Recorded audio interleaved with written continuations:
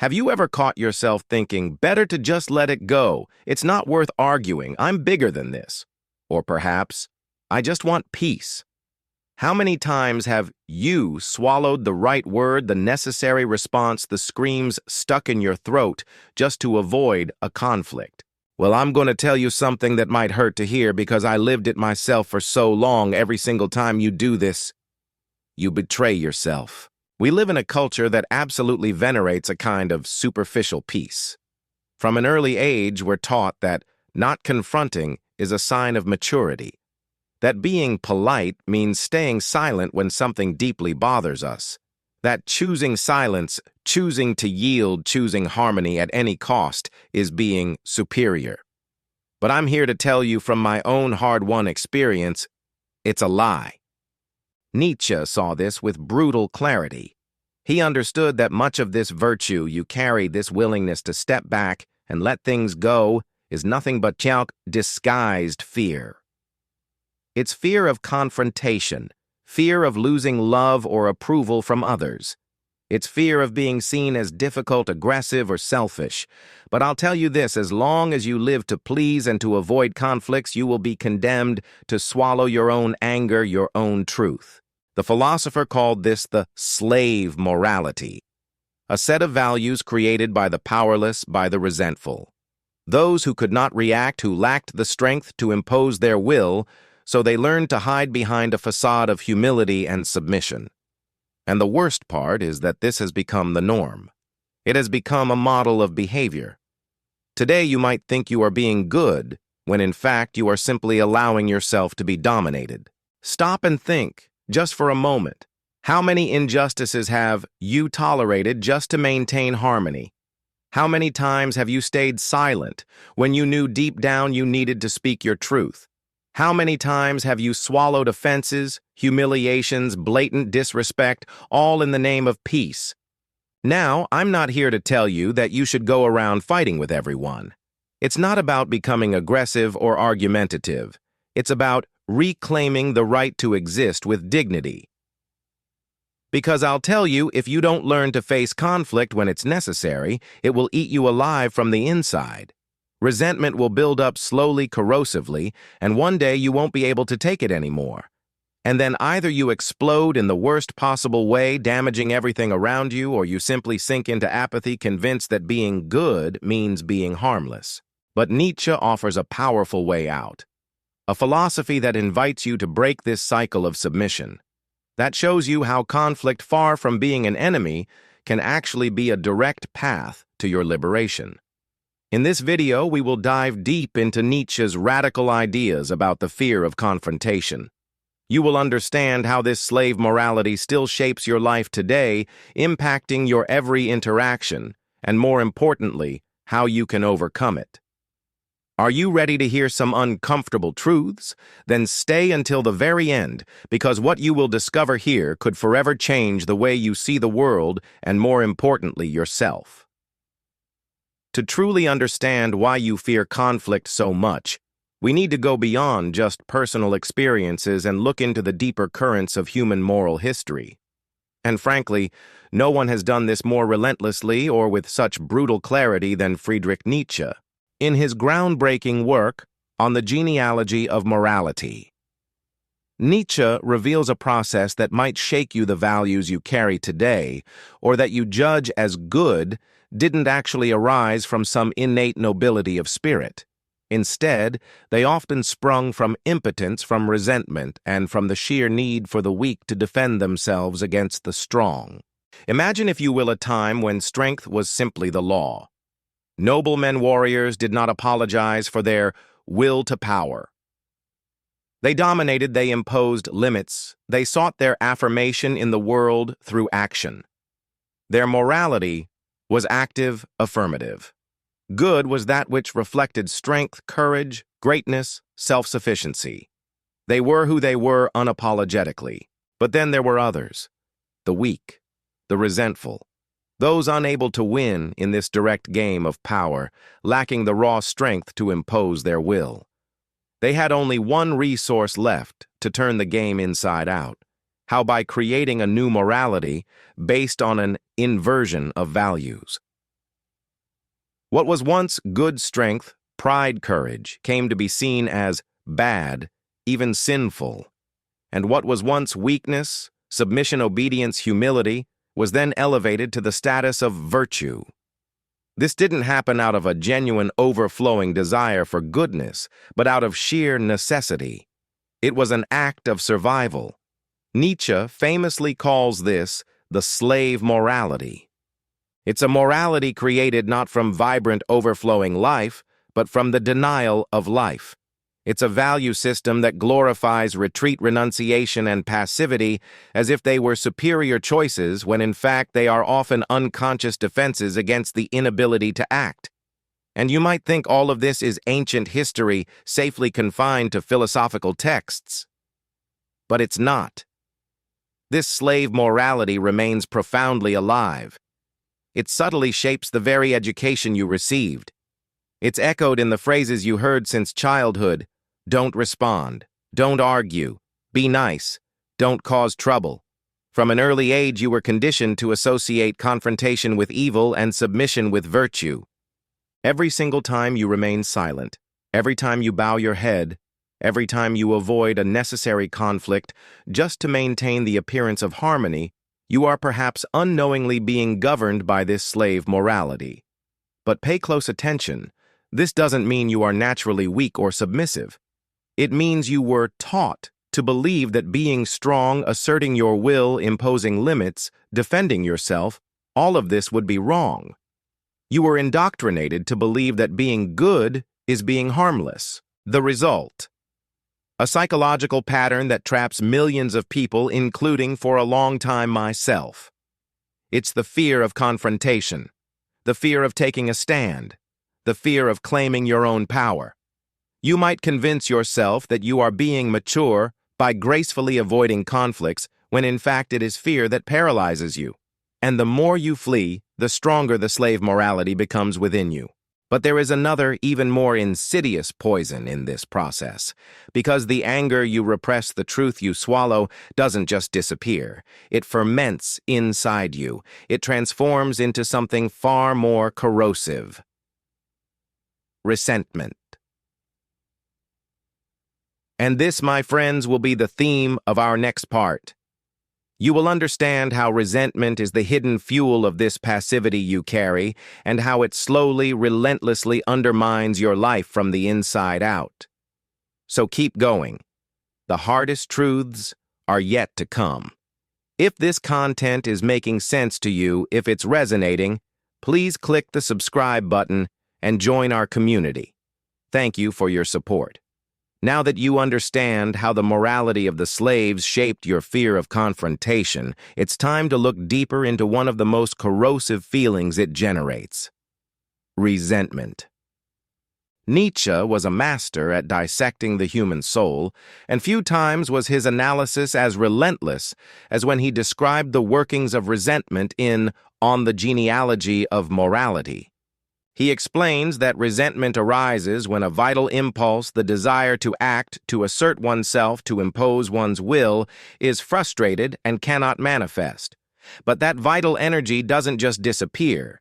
Instead, it turns inward. And instead of transforming into action, it becomes poison. The resentful person is one who would like to act, but cannot.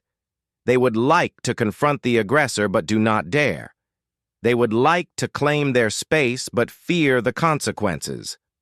So they repress this immense force and begin to construct a moral narrative to justify their passivity. I used to tell myself things like, I'm better because I don't react, or I'm nobler because I forgive, or I'm superior because I don't stoop to argue. But all of this, as Nietzsche brutally reveals, is a lie. Behind this discourse of supposed moral superiority lies an unacknowledged anger, an unprocessed frustration, a powerlessness that I promise you slowly rots the soul. And you feel it even if you don't admit it. Think about it every time you remain silent in the face of an offense, and then spend hours ruminating on what you could have said, on all the perfect comebacks that come to you hours too late. That is resentment. Every time you see someone abusing your goodwill and instead of asserting yourself, you just accumulate bitterness within, building it up layer by layer. That is resentment. Every time you pretend to be at peace but feel a growing bitterness for not being able to defend your own boundaries, that is resentment. Nietzsche warns us, the resentful person is not just a victim. They are in a very real sense an accomplice to their own imprisonment. By not confronting conflict when it is necessary, you actively feed this poison within you. And over time, it systematically destroys you from the inside out. Resentment creates a vicious, self-perpetuating cycle. The more you flee from confrontation, the more resentful you become. The more resentful you become, the less courage you have to confront, because you're weakened by that internal poison. And thus you sink slowly into a state of chronic bitterness and self-pity. The most tragic part: many people become so accustomed to this condition that they begin to define their entire identity around it. They become voluntary martyrs, proud of their supposed goodness, when in fact they are simply prisoners of their own fear. But Nietzsche did not believe we are condemned to this fate. He saw a way out, a path of profound transformation. And it involves cultivating one of his most misunderstood yet powerful concepts: the kate dei, will to power. The radical ability to assert your existence without shame, without guilt, without fear. This is exactly what we will talk about in the next part. You will discover how to reclaim this vital inherent force and break once and for all with the pattern of submission. So far, you've clearly seen how the morality of slaves and the insidious feeling of resentment shape your fear of conflict, and in doing so, effectively imprison your life. But Nietzsche wasn't a thinker who was content to merely diagnose the diseases of the soul. He relentlessly sought paths of overcoming. And the key to breaking free from this psychological prison lies in one of his most powerful yet often greatly misunderstood concepts: the will to power, Wille zur Macht. This is a concept that has been distorted throughout history.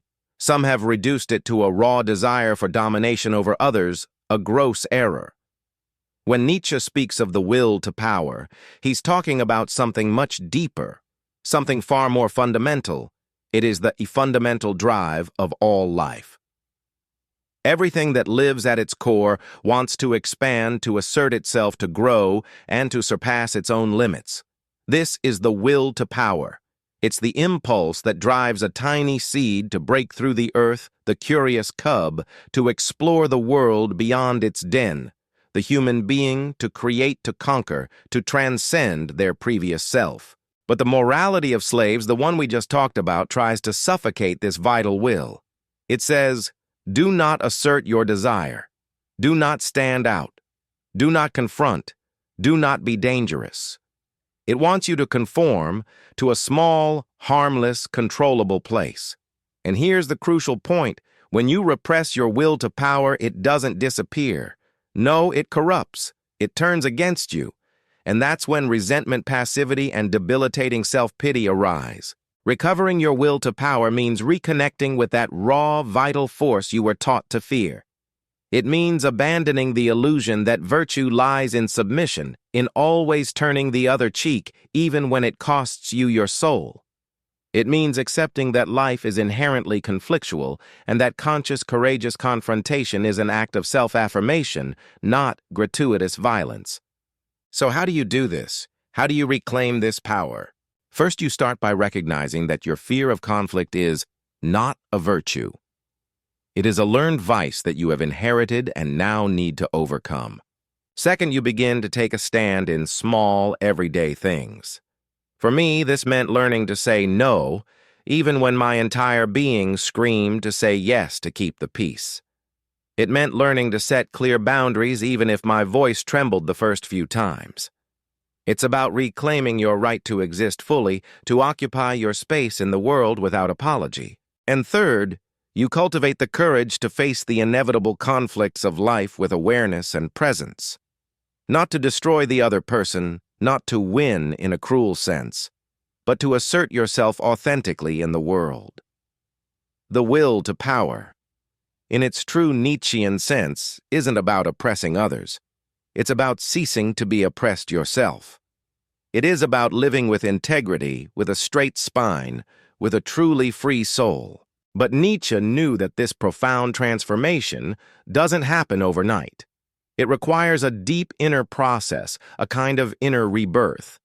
And to explain this process, he gave us one of the brightest, most enduring metaphors in philosophy: the metamorphosis of the spirit from the camel to the lion and from the lion to the child. This is exactly what we will explore in the next part.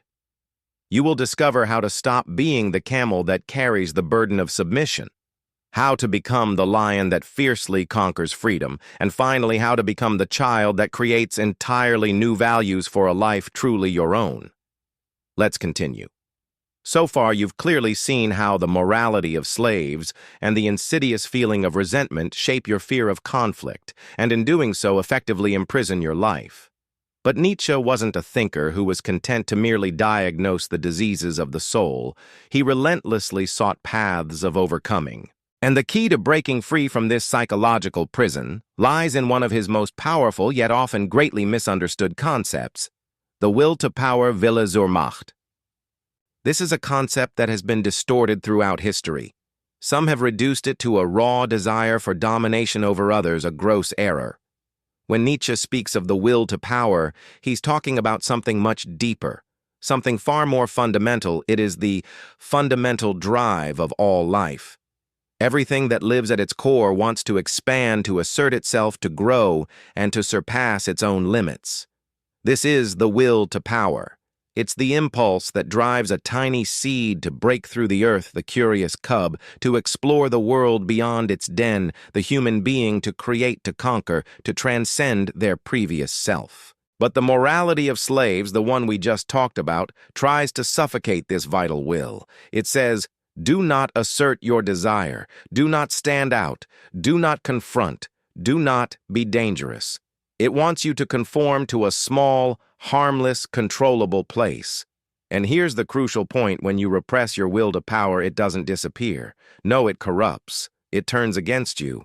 And that's when resentment, passivity, and debilitating self-pity arise.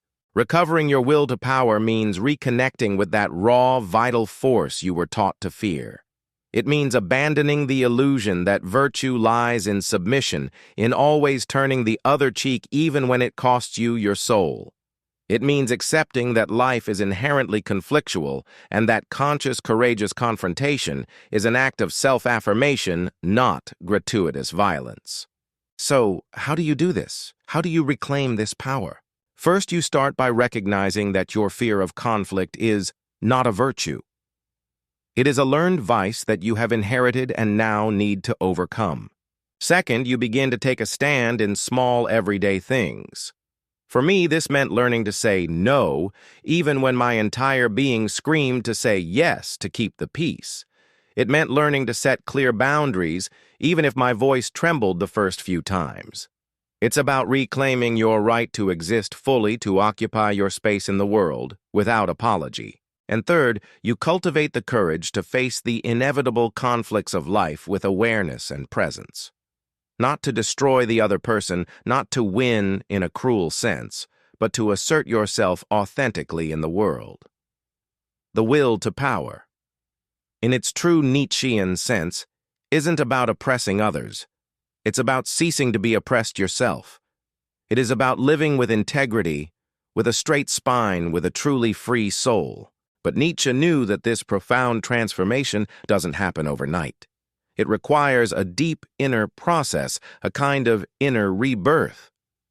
And to explain this process, he gave us one of the brightest, most enduring metaphors in philosophy: the metamorphosis of the spirit from the camel to the lion and from the lion to the child. This is exactly what we will explore in the next part.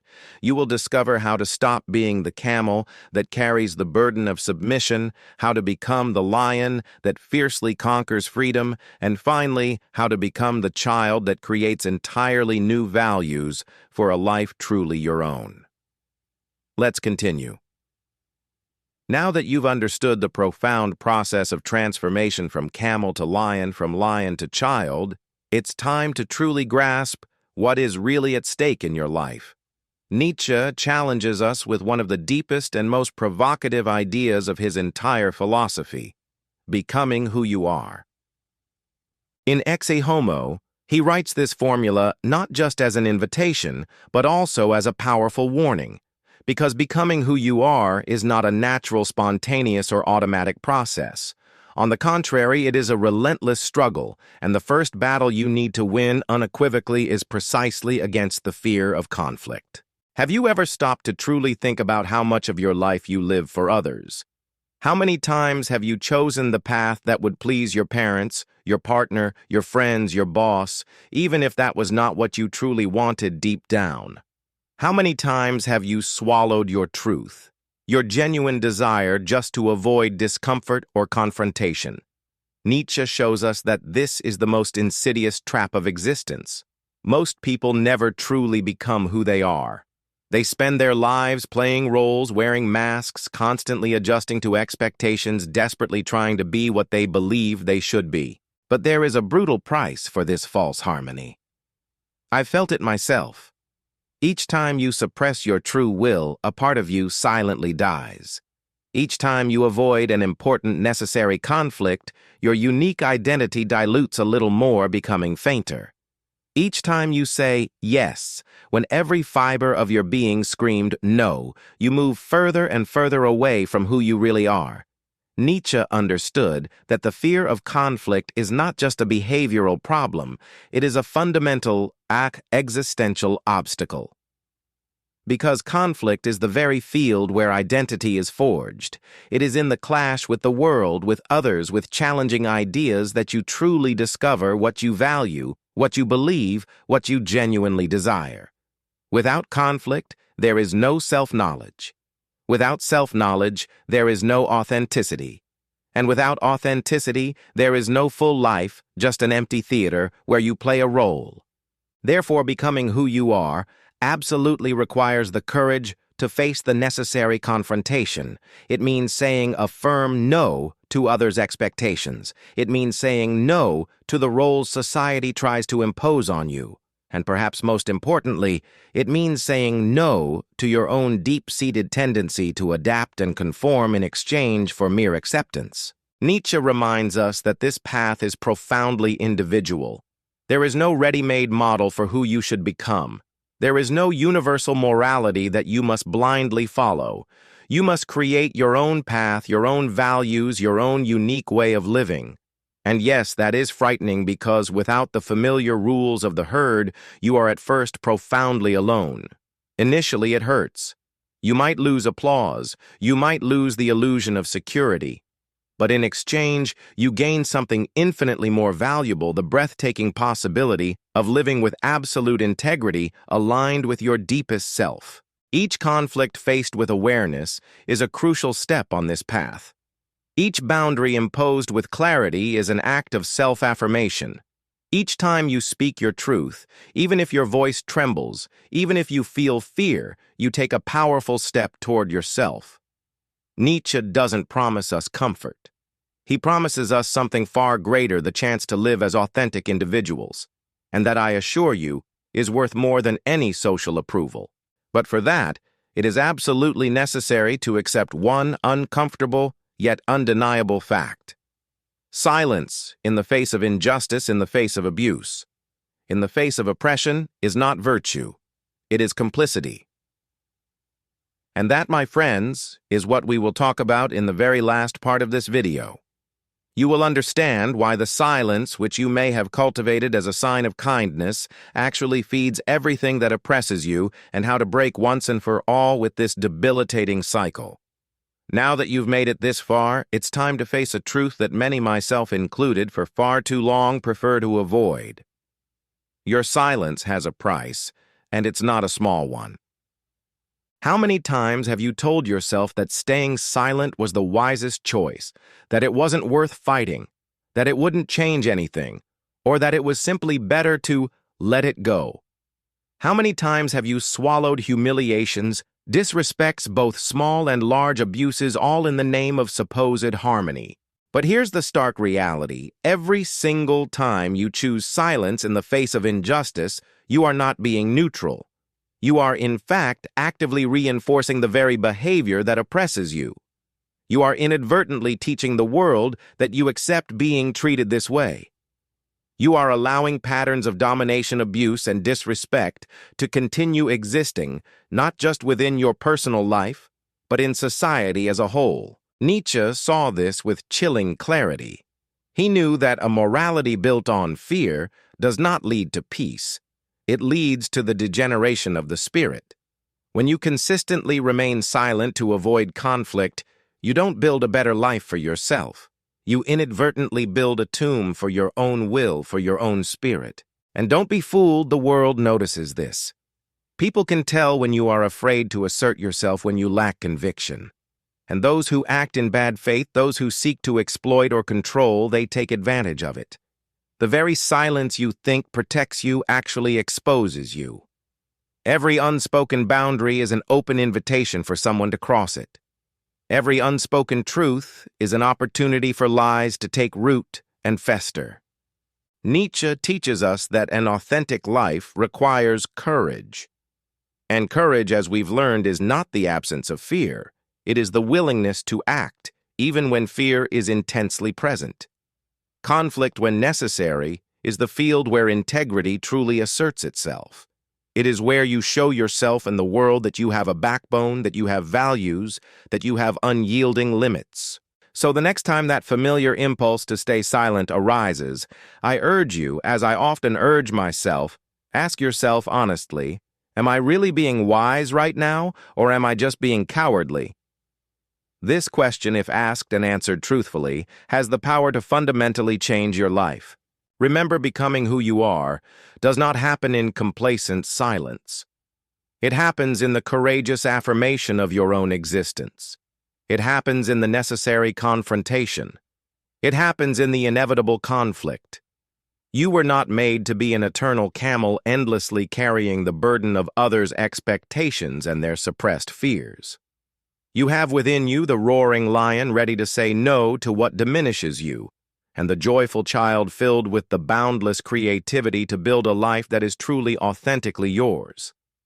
But this requires action, and it requires that you start right now.